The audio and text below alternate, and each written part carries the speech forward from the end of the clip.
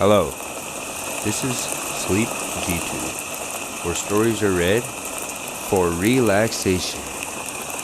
Find some peace or rest. But before that, please take a second to subscribe and hit that notification bell if you like what I do. Thank you. Author, Lafcadio Hearn. Story, Yuki Onna. In a village of Musashi Province 1, there lived two woodcutters, Musaku and Minokichi. At the time of which I am speaking, Musaku was an old man, and Minokichi, his apprentice, was a lad of 18 years. Every day they went together to a forest situated about 5 miles from their village. On the way to that forest there is a wide river to cross, and there is a ferry boat. Several times a bridge was built there, but the bridge was each time carried away by flood. No common bridge can resist the current there when the river rises. Musaku and Minokichi were on their way home. One very cold evening, when a great snowstorm overtook them, they reached the ferry, and they found that the boatman had gone away, leaving his boat on the other side of the river. It was no day for swimming, and the woodcutters took shelter in the ferryman's hut, thinking themselves lucky to find any shelter at all. There was no brazier in the hut, nor any place in which to make a fire. It was only a two-mat hut with a single door, but no window. Musaku and Minokichi fastened the door and lay down to rest. With their straw raincoats over them, at first it did not feel very cold, and they thought that the storm would be soon over. The old man almost immediately fell asleep, but the boy, Minokichi, lay awake a long time, listening to the awful wind and the continual slashing of the snow against the door. The river was roaring, and the hut swayed and creaked like a junk at sea. It was a terrible storm, and the air was every moment becoming colder, and Minokichi shivered under his raincoat. But at last, in spite of the cold, he too fell asleep. He was awakened by a showering of snow in his face. The door of the hut had been forced open, and by the snow light, Yuki Akari, he saw a woman in the room, a woman all in white. She was bending above Musaku and blowing her breath upon him, and her breath was like a bright white smoke. Almost in the same moment she turned to Minokichi. She stooped over him. He tried to cry out, but found that he could not utter any sound. The white woman bent down over him, lower and lower, until her face almost touched him, and he saw that she was very beautiful. Through her eyes made him afraid. For a little time she continued to look at him.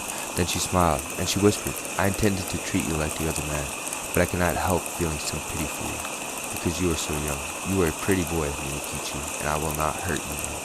But if you ever tell anybody, even when your own mother, about what you have seen this night, I shall know it, and then I will kill you. Remember what I say." With these words, she turned from him and passed through the doorway. Then he found himself able to move, and he sprang up and looked out, but the woman was nowhere to be seen, and the snow was driving fiercely into the hut. Minokichi closed the door and secured it by fixing several billies of wood against it. He wondered if the wind had blown it open. He thought that he might have been dreaming, and might have mistaken the gleam of the snow light in the doorway for the figure of a white woman, but he could not be sure. He called to Musaku, and was frightened because the old man did not answer. He put out his hand in the dark and touched Musaku's face. Found that it was ice. Musaku was stark and dead.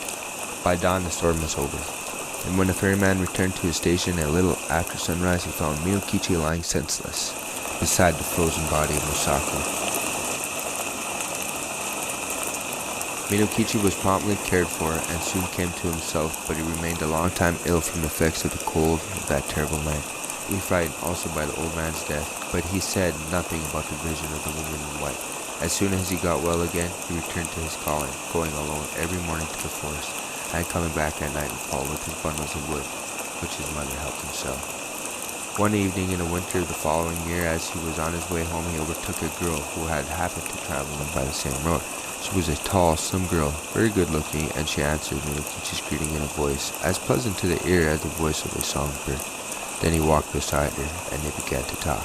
The girl said that her name was Oyuki, that she had lately lost both of her parents, and that she was going to Yedo, where she had happened to have some poor relations, who might have helped her to find a situation as a servant. Minokichi soon felt charmed by this strange girl, and the more that he looked at her, the handsomer she appeared to be. He asked her whether she would yet be betrothed, and she answered laughingly that she was free, and in her turn that she asked Minokichi if he was married or pledged to her, and he told her that. Although he had only widowed mother to support the question of an honorable daughter-in-law, he had not yet been considered, as he was very young. After these confidences, they walked on for a long while without speaking, but, as the proverb declares, Kaiga ereba min mo kichiko hade mo no wohyo. When the wish is there, the eyes can say as much as the mouth. By the time they reached the village, they had become very much pleased with each other, and then Minokichi asked Oyuki to rest a while at his house. After some shy hesitation, she went there with him, and his mother made her welcome, prepared a warm meal for her. Oyuki behaved so nicely that Minokichi's mother took a sudden fancy to her, persuaded her to delay her journey to Yedo. And the natural end of the matter was that Yuki never went to Yedo at all. She remained in the house as an honorable daughter-in-law. Oyuki proved a very good daughter-in-law. When Minokichi's mother came to die some 5 years later, her last words were words of affection and praise for the wife of her son. And Oyuki bore Minokichi 10 children, boys and girls, handsome children, all of them with very fair skin. The country folk thought Oyuki a wonderful person by nature, different from themselves. Most of the peasant women aged early, but Oyuki, even after having become the mother of 10 children, looked as young, as fresh as the day when she had first come to the village. One night, after their children had gone to sleep, Oyuki was sewing by the light of a paper lamp. Minokichi, watching her, said, "To see you sewing there, with the light on your face, makes me think of a strange thing that happened when I was lad of 18. I then saw somebody as beautiful and white as you are now. Indeed, she was very like you."